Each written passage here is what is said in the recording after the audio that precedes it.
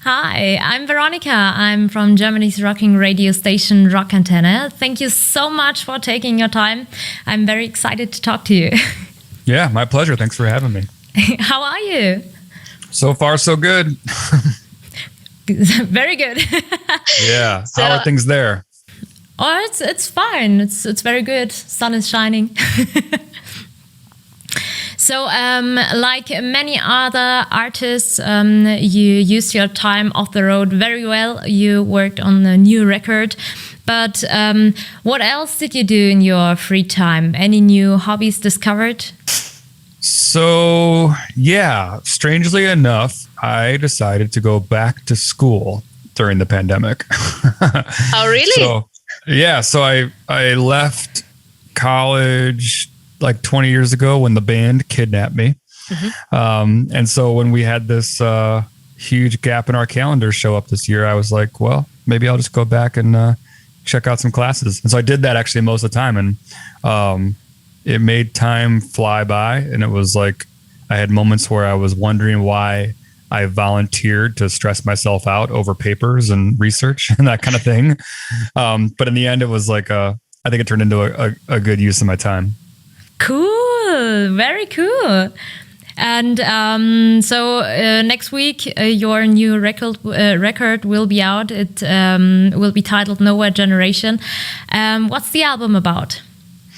So Nowhere Generation is all about this kind of invisible generation of young people trying to figure out what tomorrow looks like while the people older than them keep telling them what to do and where to go and how to behave, And so I feel like there are young people that are playing by old rules and find that it's not working. They're running the race, but the finish line just keeps moving. And that's something I wanted to write about on this album because I feel like a lot of our fans they've shared a lot of similar stories, and no matter where you are around the world. And so I felt like it deserved to be listened. The stories deserve to be listened to. So the topics are very serious. So, I mean, socio-critical, a little bit political. Is there a song you struggled with while writing it? That's a good question. Probably the song Nowhere Generation, like the title track on the album, I didn't always have the chorus in the front of the song. Like it wasn't the thing that started the song. And it made it a very long-winded kind of meandering journey to get to the chorus, Okay. And the song didn't really connect for that reason. And then that was something that we did pretty late in the stages of that song. And all of a sudden it all made sense. It was like, oh yeah, this is perfect. And how long did it take to make that whole album?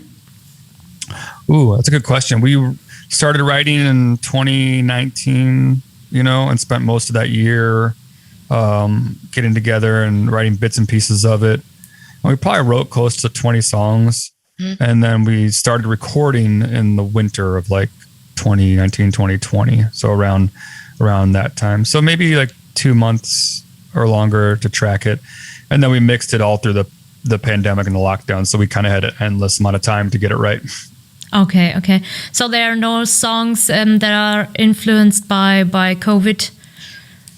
No, actually, like we had most of the writing done before that.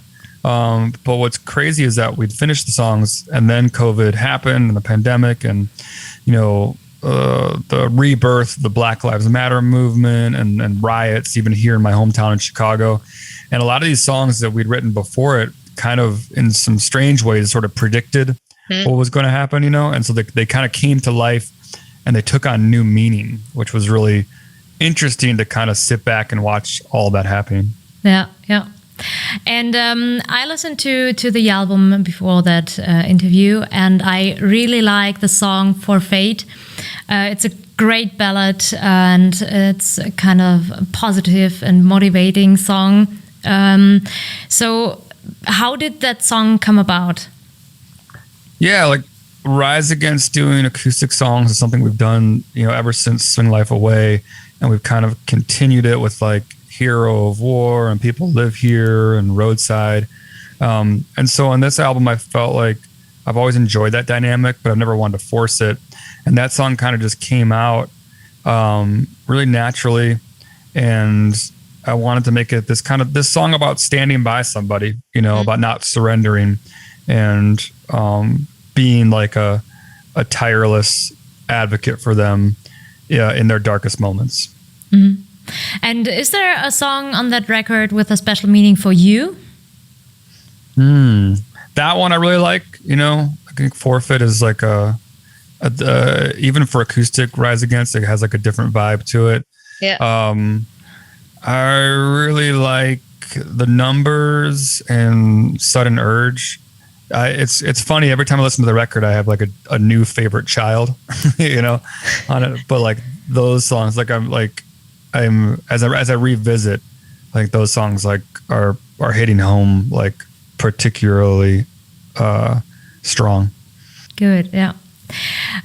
So you keep the tradition of great political bands alive, but do you sometimes feel like a pressure of uphold that image?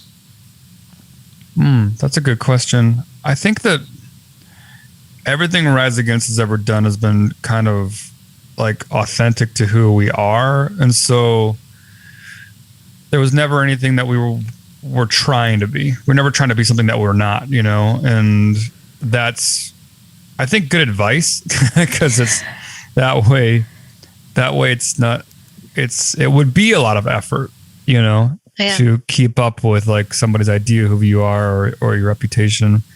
And I think instead we just we do what we do and we hope that our fans trust us, in all the decisions that we make, and so far, they do. Okay, so you never had the wish to just go with a fun and easy record or song? Yeah, like I feel like it wouldn't be true to who I am, you know what I mean? So it's like, like what we deal with heavy topics, and dark stuff, but there's always a little optimism and a silver lining in the whole thing. Yeah. But it's sort of, I don't know. It's what we do best. You know what I mean? Like other bands do what they do best, and this is kind of like who we are, and I think that, and we find a way to have fun doing it, even though we're kind of trafficking in these sort of like maybe some heavy ideas, but like we still have a lot of fun just going out and playing these songs and singing along with people. Yeah, that's important, and it's good that you make it so. But is there a song or a text you released that you would would like to change now, or where you think, I overstepped? Oh, interesting.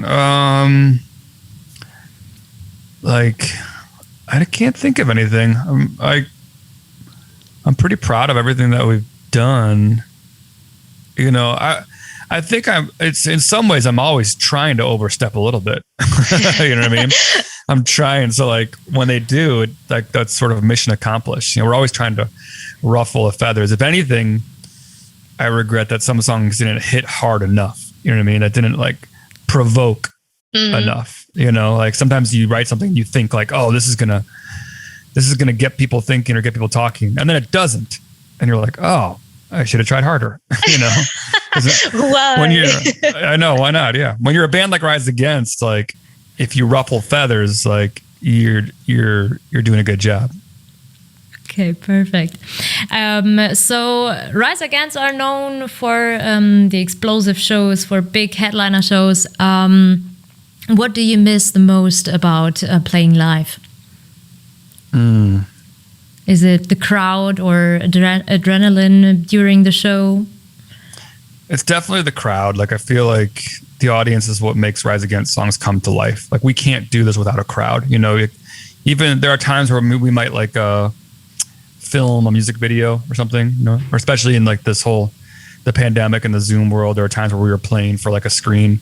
Yeah. And there was always something missing. Like we're not good at that. You know what I mean? Like that's not where Rise Against is meant to be enjoyed. We're meant to be like in a crowd, part of a big sweaty pit of dancing and screaming and dust and dirt, and you lost your shoe, and like that's what it's supposed to be. That's a critical element to who we are. Yeah, that's what I miss too. The sweaty people and the smell of beer everywhere. Absolutely, yeah, all of it. Yeah. So hopefully it will start very soon. Yeah, I hope so too. Yeah.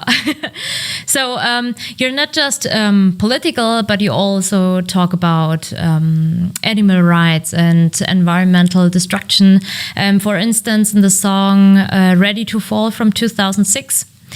And so when you're on tour, do you try to make touring a little bit more green or climate friendly?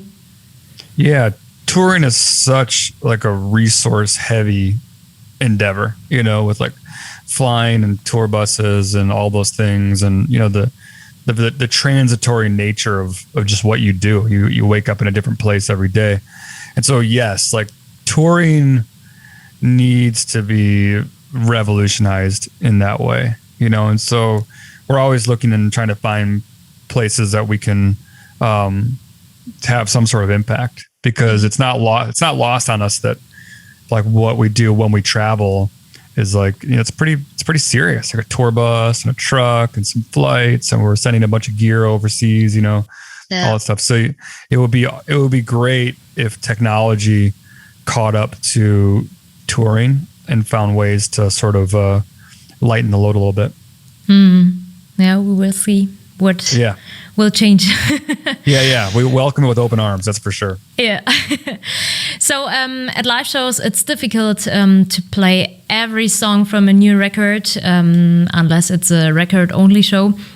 But which songs of your new record have to go on your future set list? That's a great question. I would love to hear the answer from our fans when the record's out. But we'll probably play Nowhere Generation. I think Broken Dreams we put out like 6 months ago now.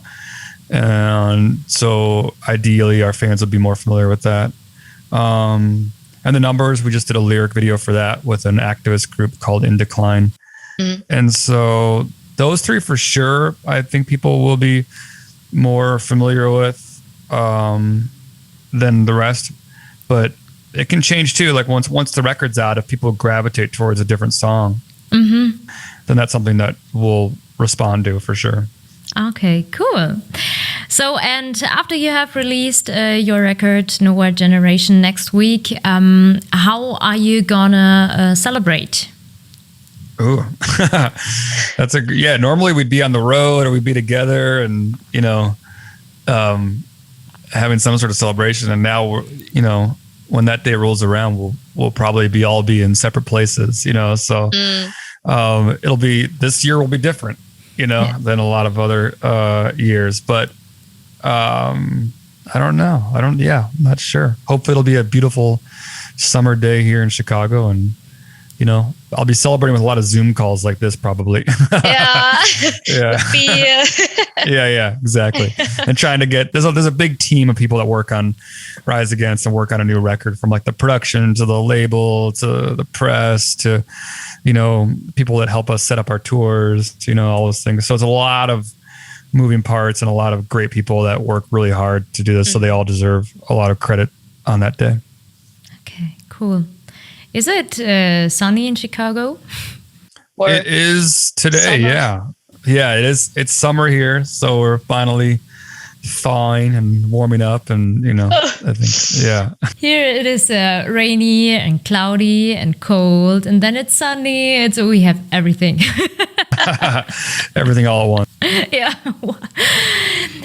Okay, so what are your plans then after the release?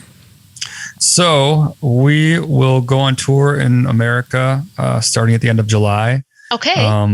So we're actually being allowed to tour. We do mostly outdoor venues. I think all outdoor venues actually. So that makes it a little bit easier. Okay. And we'll be on tour in America all through August. And it'll be there'll be some different things that we're still figuring out how it's going to work. But, you know, that's our plan, is to go out there. And then we're going to England, which is they're not quite ready for shows over there. So we'll do some smaller acoustic events in November to kind of just get over there and like, and get the record sort of out. Hopefully maybe a stop in Germany, you know, if not a show, maybe just one or two of us can show up and like hang out in your radio station. Yeah, that would be cool. And you're welcome. All right, cool. Yeah, I'll tell them you sent me. But and then as soon as everywhere opens up, we'll be at the front door, you know, chomping at the bit. Yeah. Okay. Or are any live streams planned maybe? As of right now, nothing live stream. Like I said, like we really want to play for you in person. You know what I mean? Like I think that's kind of how Rise Against Best translates. And so it seems like there's some the light at the end of the tunnel. And so we're really hoping that, and we're definitely going to be in Germany for the festivals next summer in 2022. I know we've already figured out some of that, so people can definitely expect us there in the summer 2022. Perfect. We're looking forward. Are any more new music already written? You know, I know that Joe's got some ideas and I've got some ideas. So like it's been a long year since we did Nowhere Generation. And so there's some stuff already percolating around. Nothing, I wouldn't hold your breath because we're just going to focus on this record. But I think that for me, there's already some new ideas that are kind of floating around, which is kind of a good head start on the next chapter of Rise Against. Okay, cool. So that was my last question, Tim. Thank you so much for taking time. It was a pleasure to me talking to you. And take care and hopefully see you soon. Yeah, the pleasure was mine. Thanks for the interview, and hopefully we'll see you guys as soon as possible. Yeah, we hope so too. Yeah, I look forward to it. Yeah. Thank you very much. Cool. All right, thank you. So have a great day. Yep, you too. Yep, enjoy the clouds and the sun and the sun and the clouds and the rain. We want summer. Right, me too. Okay, bye. Bye.